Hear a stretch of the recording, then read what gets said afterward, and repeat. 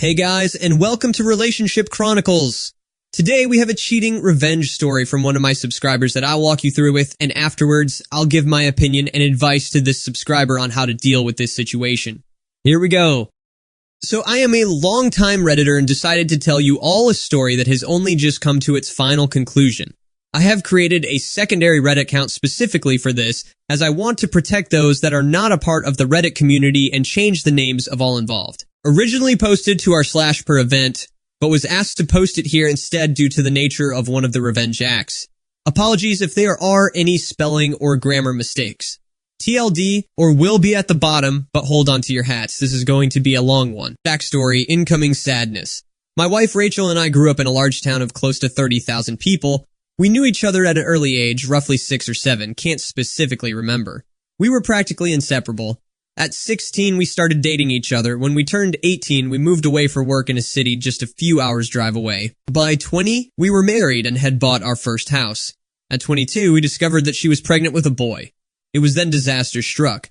About 5 weeks before she was due to go on maternity leave, a large shelving unit collapsed and crushed her.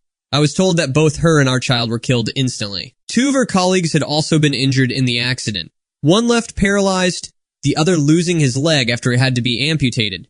The company she was working for had a cost-cutting measure, decided to continue using old shelving that had been written off as unsafe instead of replacing it. I still haven't quite forgiven those executives and management personnel that made that decision, as they cut short the love of my life, as well as killing our unborn child. It wasn't long after I was told I had a choice on how to proceed with what her company called compensation, but I called it blood money.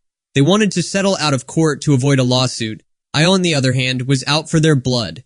Just to clarify here, this is not the revenge, this is still backstory. Fortunately, due to the coverage that it got, and involving several politicians, the case was settled quickly in court, roughly 3 years, in which the payout for all parties was close to 10 times the amount that they had initially offered. A lot of fines were given to them for breaches on work, health and safety, executives were sacked, others were jailed, etc.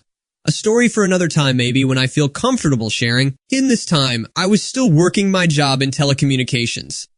My mother, bless her soul, had moved in while all this was happening to help me. I think I would have fallen apart if she hadn't been as involved as she was. It was around this time I was offered a promotion, but it involved a lot of travel around the state. I made a request to have an office in my hometown's branch, as I wanted to not only take care of businesses in the state, but in my hometown also, as there was no business representative located there, to which they agreed. After a few months, we settled into a routine of 1 to 2 weeks in the city office, 1 week in my hometown, and 1 to 2 weeks visiting the rest of the state. Every year, I decided to buy a house in my hometown so I wasn't having to stay at my parents' place every week or so, that I was home and that I could come and go as I pleased. This is important for later in the story. It is about 4 years later that our story begins. Sorry if the backstory was a bit long. I had just returned from one of my trips on Friday and was checking in some stuff at my office when Harry, the branch's managing director, walked in. We had grown up together also, but had gone to different schools, but since coming back had developed a very close friendship. He asked how things were and then asked me if I wanted to come to a house party that he was having that evening. Short notice and all, but I said yes. I felt like a few drinks with friends were in order. It was there that Harry introduced me to Catherine. She was a new hire at the branch where my hometown's office was located and was getting to know everyone being new in town. We hit it off immediately. As much of a cliche as it sounds, it was almost as if Rachel was in front of me instead of Catherine. I won't bore you too much with the details, but after 2 years of dating, we decided to take the next step and she moved into my hometown's house.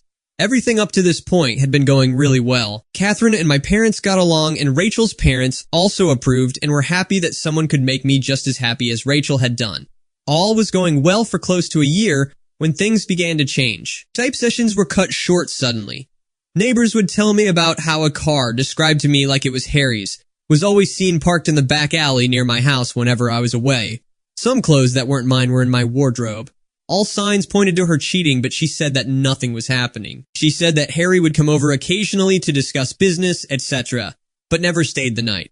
I chalked it up to me being paranoid and continued on as if nothing was wrong, but there was always this feeling that something wasn't right. It was close to 6 months after that I discovered that she had been lying to me. I had just finished closing a rather large contract with a new company. The negotiations had wrapped up earlier than I had anticipated.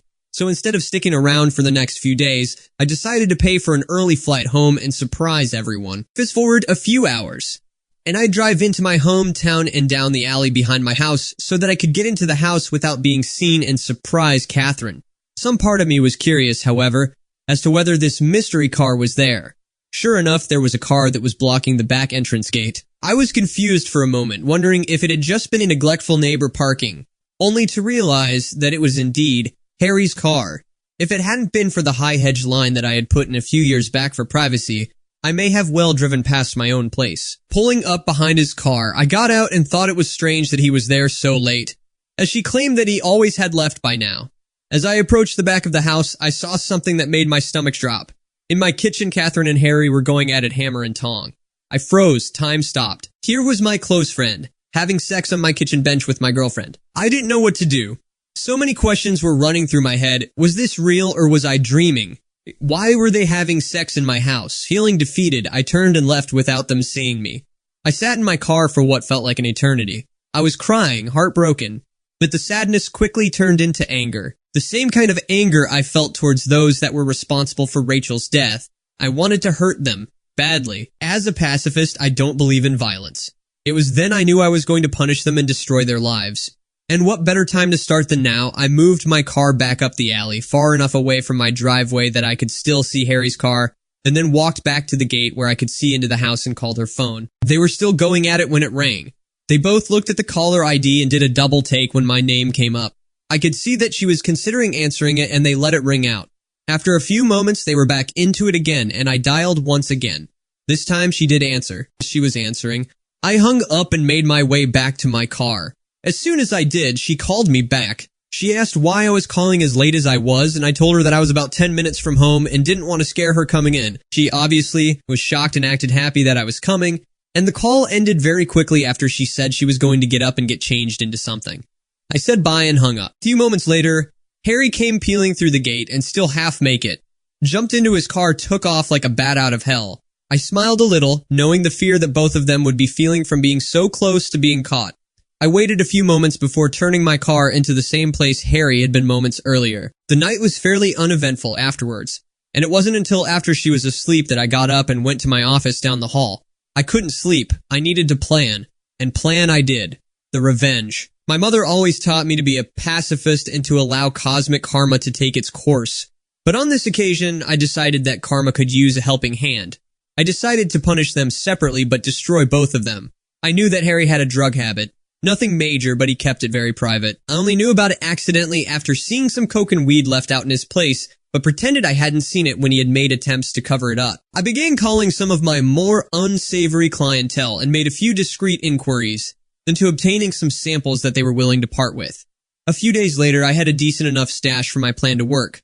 About a month later, I had friends, including Harry, around for a barbecue night. After making sure that I sufficiently liquored up Harry, I told him to stay the night and sleep it off. In the early hours of that morning, I took the drugs and an assortment of my personal belongings and placed them at various places around his car, with the biggest stash in his tire well, confident that he wouldn't find them over the few months as the rest of my plan took effect. I locked the car up and went inside to sleep.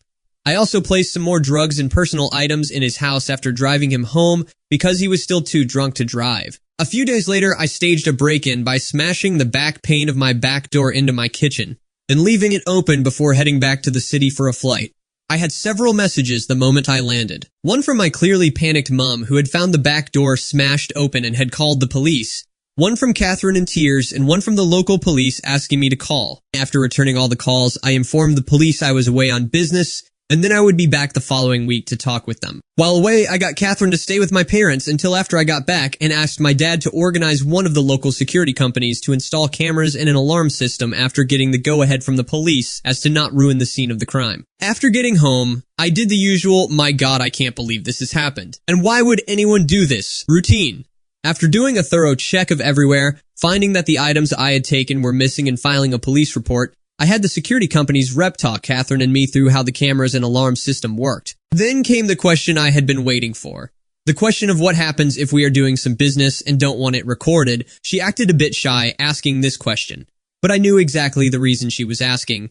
He assured us that this was a question he got asked a lot, and we were shown on the home computer. If we wanted to be doing things without it being recorded, how to stop the recording for certain cameras, so that we could protect her modesty.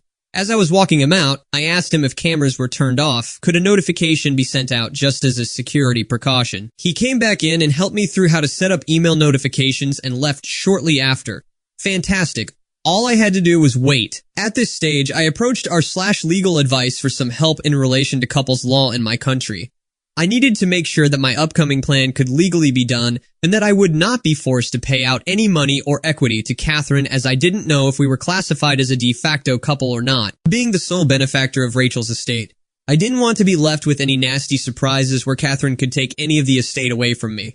And shout out to those guys in Galls there, as they helped me get in contact with a great lawyer who assured me, due to the fact that although we had been dating for close to 4 years, we had not been living together long enough to be classified as de facto, and because I was paying all the utilities on the property that she was living in and didn't pay rent, showed that she had no legal standing to make a financial claim against me.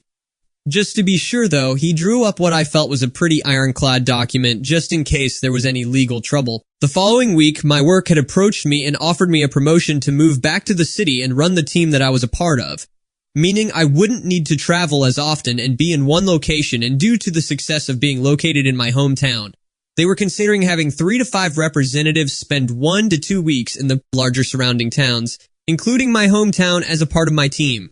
I said yes and began the process of beginning my transfer, which would take about 6 weeks. Perfect. More than enough time to gather all my evidence. Let's move on to my thoughts and advice for the person that is dealing with this problem. In this story, we see a heartbreaking tale of betrayal and revenge. The protagonist's life takes a tragic turn when he loses his wife in a workplace accident. This traumatic event sets the stage for the narrative, highlighting the depths of his emotional suffering. When he discovers his girlfriend cheating on him with his close friend, the pain he experiences is compounded. What's particularly striking is the protagonist's transformation from a pacifist who believes in cosmic karma to someone who actively seeks revenge. His decision to punish his girlfriend and his friend reveals the complex interplay between love, betrayal, and the desire for justice. As we follow the story, it raises ethical questions about the lengths to which one can or should go when seeking revenge. The protagonist's meticulous planning to ruin their lives, while understandable given his emotional turmoil, also raises concerns about the consequences of such actions. Overall, this story is a roller coaster of emotions, delving into themes of love, loss, betrayal, and vengeance. It serves as a reminder of the depths to which human emotions can drive us and the fine line between seeking justice and crossing into morally ambiguous territory. I wish you the best of luck moving forward. Thank you all for taking the time to listen to today's stories. If you enjoyed listening, please feel free to like and subscribe if you haven't already. Also, comment below with your thoughts on what happened. Take care.